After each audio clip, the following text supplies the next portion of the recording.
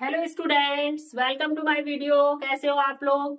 आज की वीडियो में हम लोग एक्सरसाइज 1.4 स्टार्ट करेंगे। बच्चों, अगर वीडियो समझ में आ जाती है तो प्लीज चैनल को सब्सक्राइब कर दिया करो, वीडियो को लाइक कर दिया करो।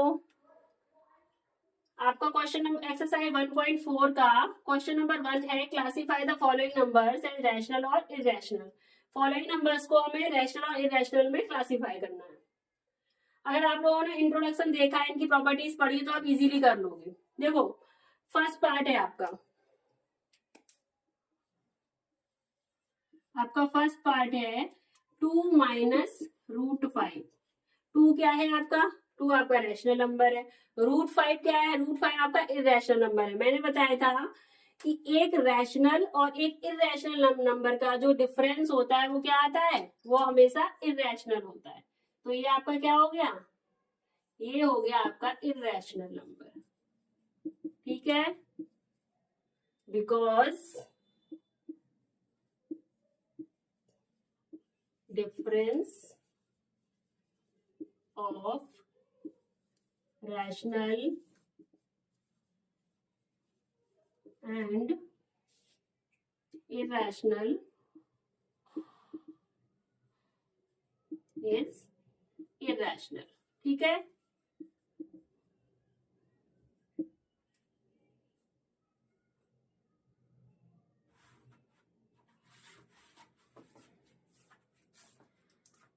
सेकंड पार्ट आपका, ये तो फर्स्ट था।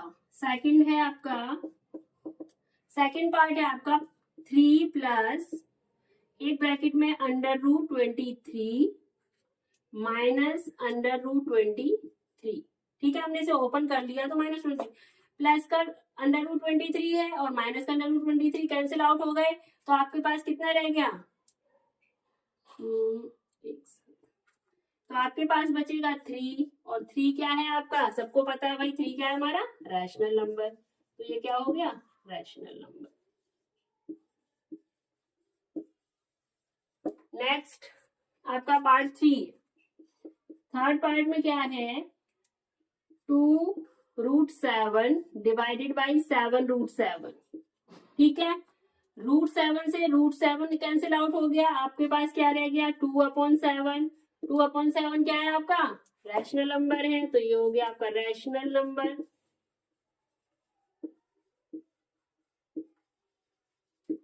नेक्स्ट पार्ट आपका 1/√2। 1 क्या है आपका? रैशनल नंबर है। √2 क्या है? इरेशनल नंबर है।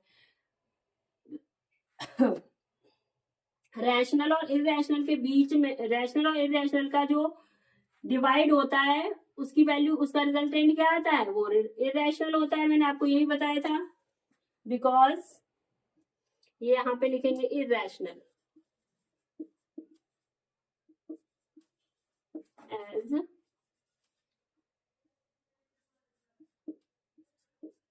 Division sorry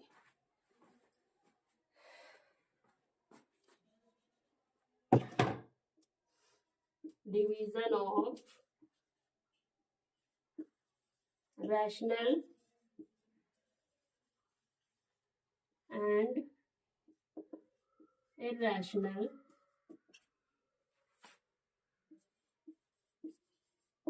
is irrational। ठीक है, तो ये भी हमारा क्या हो गया? irrational number. नेक्स्ट है आपका 2π। 2π भी क्या हो जाएगा? देखो, 2 मल्टीप्लाई बाय पाई है। 2 हमारा रैशनल नंबर है, पाई सबको पता है भाई इरेशनल है।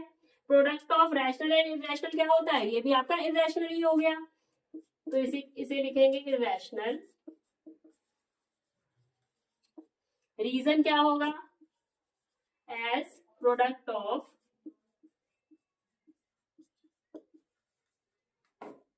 Rational and irrational is irrational। ठीक है, हो गया क्लियर क्वेश्चन नंबर 1।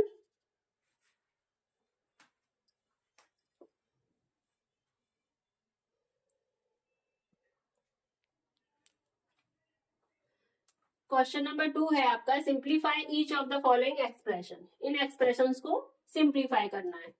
फर्स्ट है आपका 3 plus under root 3, next bracket में 2 प्लस रूट 2। ठीक है, कोई नहीं, इसको एक टर्म मान लो, दूसरा टर्म 1 सेकेंड। पहले 3 से, पहले इस 3 से हम इन दोनों में मल्टीप्लाई करेंगे इस ब्रैकेट के। ठीक है, 3 2 जा 6, 3 से मल्टीप्लाई इसमें करो, प्लस 3 रूट 2। अब इस वाली टर्म से रूट 3 से मल्टीप्लाई करो दोनों टर्म में, 2 से, फिर इससे 2 रूट 3 प्लस का 2 रूट 3, रूट 3 और रूट 2 का मल्टीप्लाई क्या हो जाएगा, प्लस रूट 6। ठीक है, तो ये अभी हमारा कोई भी टर्म ऐसा नहीं है जो ऐड हो सके, तो बस यही आपका आंसर हो गया फर्स्ट पार्ट का।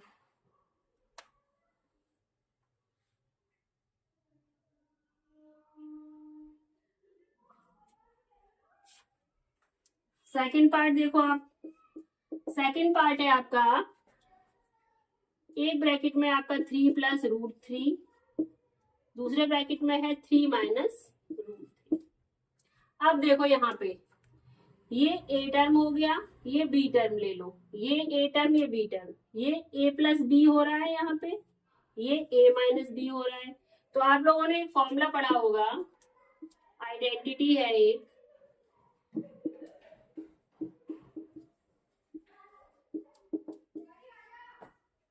एक ब्रैकेट में ए प्लस बी और एक ब्रैकेट में ए माइनस बी होता है, तो हमारा आंसर आता है A square minus B square. ठीक है, ये आइडेंटिटी है बच्चों। तो ये इसी फॉर्म में है ना, एक ब्रैकेट में ए प्लस बी, एक ब्रैकेट में ए माइनस बी, तो क्या हो जाएगा हमारा ए किसको लिया हमने, 3 को, 3 का स्क्वायर कर दो, माइनस बी क्या है आपका रूट 3, 3 का स्क्वायर, 3 3 9, और रूट 3 का स्क्वायर क्या होगा, रूट 3 का स्क्वायर होगा 3। तो यहाँ पे कितना आ गया, 3 से वो 9 से 3 माइनस करेंगे तो 6। ये आपका सेकंड पार्ट सॉल्व हो गया।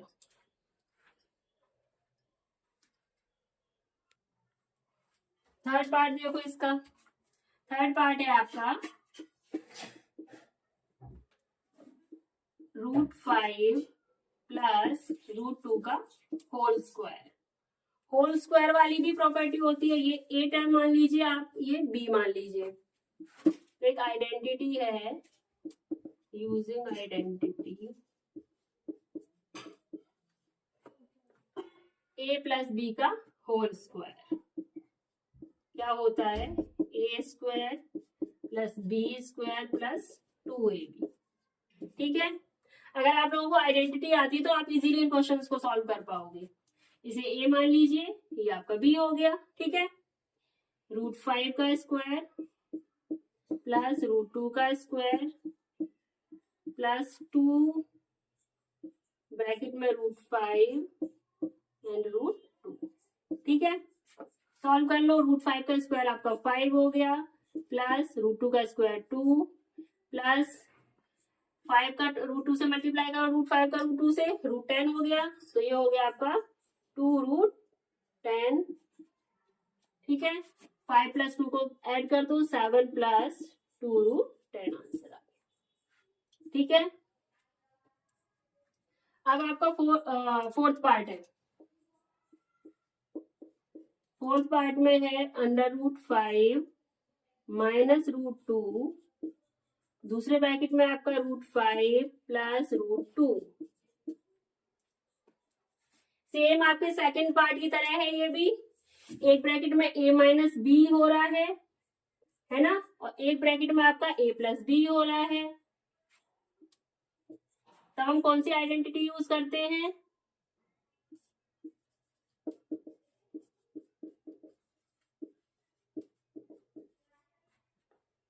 a plus B and a minus B, तो a square minus B square.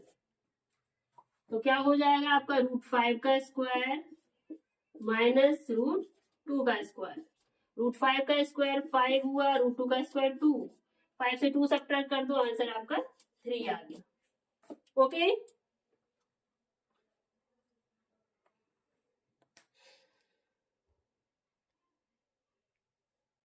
Question number 3 है आपका, थ्योरेटिकल क्वेश्चन है। Recall pi is defined as the ratio of circumference. आपको पता है पाई क्या है? किसी भी सर्कल का जो सर्कमफ्रेंस होता है, circumference of a circle to its diameter, circumference और डायमीटर का जो रेशियो होता है वो वैल्यू होती है हमारी pi. That is pi equal to क्या हो गया? Circumference divided by diameter. ठीक है। This seems to contradict the fact that pi is a irrational number. तो इसके अकॉर्डिंगली वो बोल रहे हैं ये एक कॉन्ट्राडिक्शन है कि पाई हमारा एक इरेशनल नंबर है। How will you resolve the contradiction? आप कॉन्ट्राडिक्शन को कैसे रिजॉल्व करोगे? भाई जब कॉन्ट्राडिक्शन होगा तभी तो रिजॉल्व करेंगे। कॉन्ट्राडिक्शन है ही नहीं क्योंकि पाई हमारा एक्चुअल में इरेशनल नंबर है। क्यों इरेशनल है बस ये बता सकते हैं। तो लिखेंगे no there is no contradiction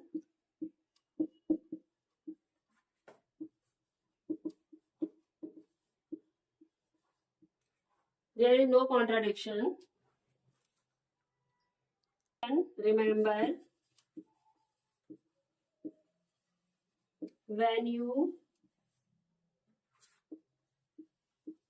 measure the diameter, जब आप डायमीटर मेजर करते हो विद अ स्केल, किसी स्केल से मेजर करते हो,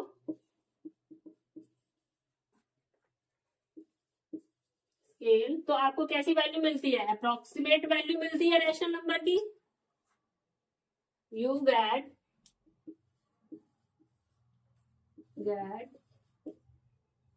द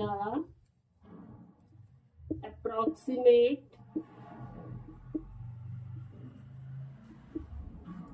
रैशनल वैल्यू मिलती है ना।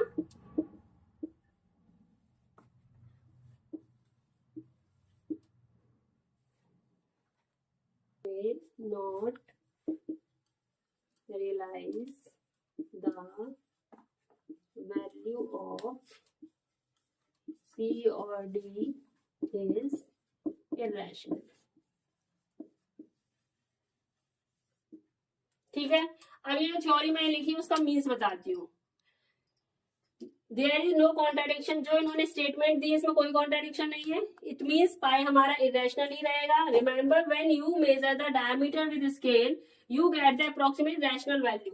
जब भी आप कोई सर्कल ड्रॉ करते हो, ठीक है, तो उसकी जो वैल्यू होती है जैसे 2.5 सेंटीमीटर है या आपकी 2 सेंटीमीटर है, तो वो वैल्यू क्या होती है? आपकी रैशनल वैल्यू होती है। So you may not realise the value of C और डी इज इरेशनल। तो जो हमारी सी इट मीन सर्कमफ्रेंस या डी की जो वैल्यू आएगी वो इरेशनल नहीं आएगी। जब हमारा सी और डी इरेशनल नहीं होगा तो पाई हमारा कैसे रैशनल हो सकता है? क्योंकि जब हमारी वैल्यू रैशनल और रैशनल है तो रैशनल वैल्यू क्या होगी? रिड्यूस होगी। तो हमारा जो पाई रह जाएगा वो क्या बचेगा? वो बचेगा आपका इरेशनल। और मैंने आपको एक स्टेटमेंट भी बताई थी कि किसी भी इरेशनल और रैशनल के बीच का जो हमारा रेशियो होता है वो रेशियो क्या निकलता है? वो इरेशनल निकलता है। सी क्या होता है? सी मान लो फॉर एग्जाम्पल क्या ऐसे ही समझा देती हूँ। 2 पाई आर, सी में सर्कमफ्रेंस हो गया आपका, सी अपॉन डी है ना, pi equal to C upon D. ठीक है। सी क्या होता है आपका? 2 पाई आर। ठीक है। डी क्या होता है आपका? 2 आर। 2 आर से हमारा 2 आर रिड्यूस हो गया, वैल्यू क्या आ गई? पाई। तो पाई क्या हो गया? पाई तो इरेशनल वैल्यू है ना। Now clear? एक्सरसाइज 1.4 का क्वेश्चन नंबर 4 है आपका, represent under root 9.3 on number line. देखो ये पॉइंट वाले जो क्वेश्चंस होते हैं इसमें क्या करते हैं बच्चों, इसमें जितनी वैल्यू दी गई है पहले उतना हम नंबर लाइन ड्रॉ कर लेते हैं। 9.3 के लिए हम 9.3 सेंटीमीटर की एक हम लाइन ड्रॉ कर लेते हैं। ठीक है, ये हो गई आपकी 9.3। ठीक है, इसे पॉइंट दे दो आप, ये आपका ए हो गया एंड ये बी हो गया। ये आपकी 9.3 है। अब इसमें ऐसे क्वेश्चंस में क्या करते हैं, बी पॉइंट है, इसमें एक एक्स्ट्रा 1 1 सेंटीमीटर और ले लो आप, यहां से यहां तक हो गया आपका 1 सेंटीमीटर एक्स्ट्रा, ये ऐसे हो गया। ठीक है, ये आपका हो गया सी पॉइंट, इसे हम सी पॉइंट दे देते हैं। तो अब क्या करते हैं, इसका एसी का परपेंडिकुलर बाइसेक्टर ड्रॉ करो। परपेंडिकुलर बाइसेक्टर के लिए एसी का हाफ से ज्यादा मेजरमेंट लेके एक इधर आर्क लगाएंगे और एक इधर आर्क लगाएंगे। सेम यहाँ पे ए पॉइंट से एक आर्क यहाँ पे, एक आर्क यहाँ पे, तो ये आपका हो गया परपेंडिकुलर बाइसेक्टर। ठीक है, परपेंडिकुलर बाइसेक्टर हो गया। अब हमें क्या करना है, एक डी बनाना है। इतनी मेजरमेंट लेके यहां से एक डी बनाना है इस तरीके से, ये हमारा डी बन गया। ठीक है, अब क्या करना है, बी से यहां से एक परपेंडिकुलर ड्रॉ करो आप। Perpendicular means straight line 90 degree, ये इसे पॉइंट दे सकते हैं हम डी। ठीक है, अब इसको थोड़ा सा हम लाइन को और आगे बढ़ा सकते हैं, इस लाइन को थोड़ा और आगे बढ़ा लो। ठीक है, अब हमें क्या करना है, कंपास में बी से डी तक इतनी लेंथ मेजर करके और यहाँ पे एक आर्क लगा देनी है। ठीक है, यहाँ पे जो पॉइंट आपका आएगा, ये पॉइंट हो गया आपका ई। ठीक है, ये जो पॉइंट होगा आपका, ये आपका रूट 9.3 को रिप्रेजेंट करेगा। ठीक है, अब आपका इस एक्सरसाइज का लास्ट क्वेश्चन है, question number 5। Rationalise the denominators of the following. इन क्वेश्चंस के डिनोमिनेटर को रैशनलाइज करना है। इट मींस इनके जो डिनोमिनेटर है वो कैसे हैं, इररेशनल है, इन्हें रैशनल नंबर्स में कन्वर्ट करना है।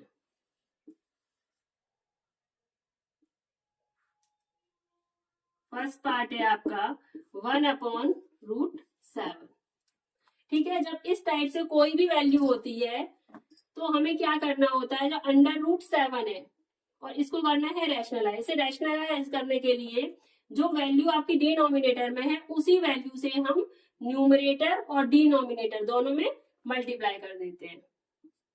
1/√7 multiply by √7 into multiply by √7। ठीक है, √7 बन जा, √7 हो गया आपका। यहाँ पे क्या आएगा, √7 का √7 से मल्टीप्लाई होगा तो क्या हो जाएगा आपका 7। तो नीचे वाला नंबर आपका क्या हो गया, रैशनलाइज्ड हो गया। सेकंड पार्ट है आपका 1/√7 माइनस √6। दो नंबर्स का क्या है, डिफरेंस दिया गया है।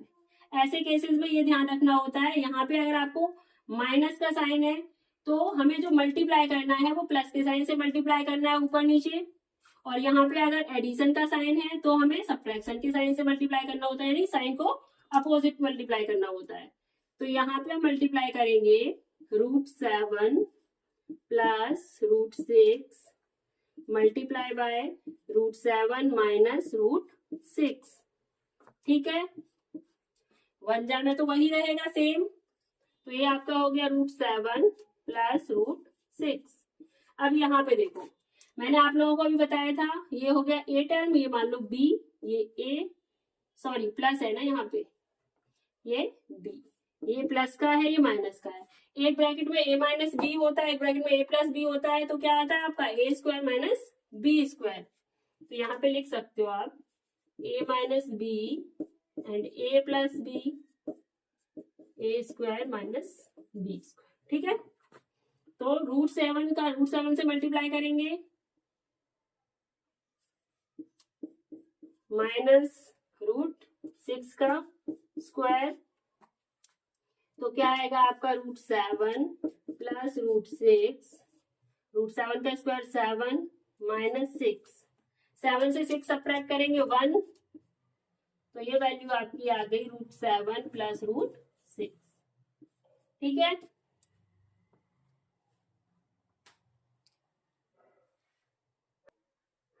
थर्ड पार्ट इसका,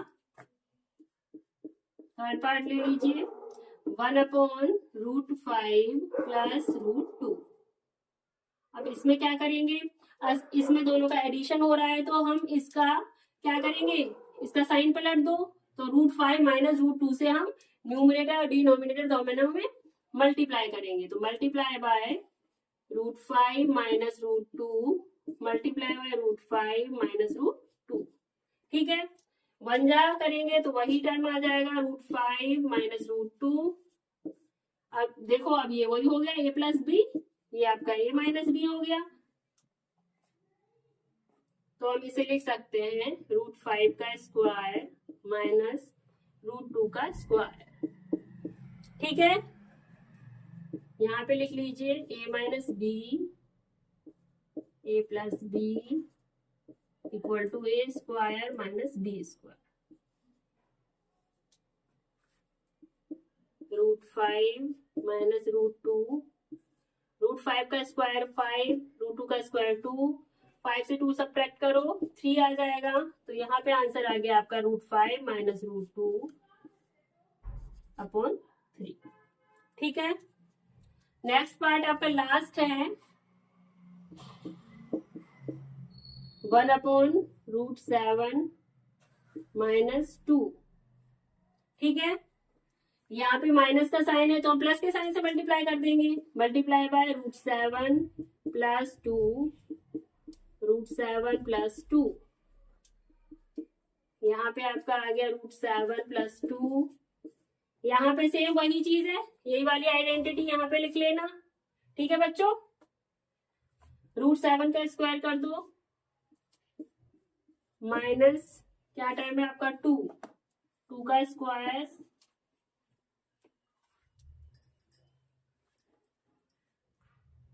√7 प्लस 2, √7 का स्क्वायर 7, 2 का स्क्वायर 2 2 4 माइनस 4, तो यहाँ पे आपकी वैल्यू आ गई √7 प्लस 2 डिवाइडेड बाय 3।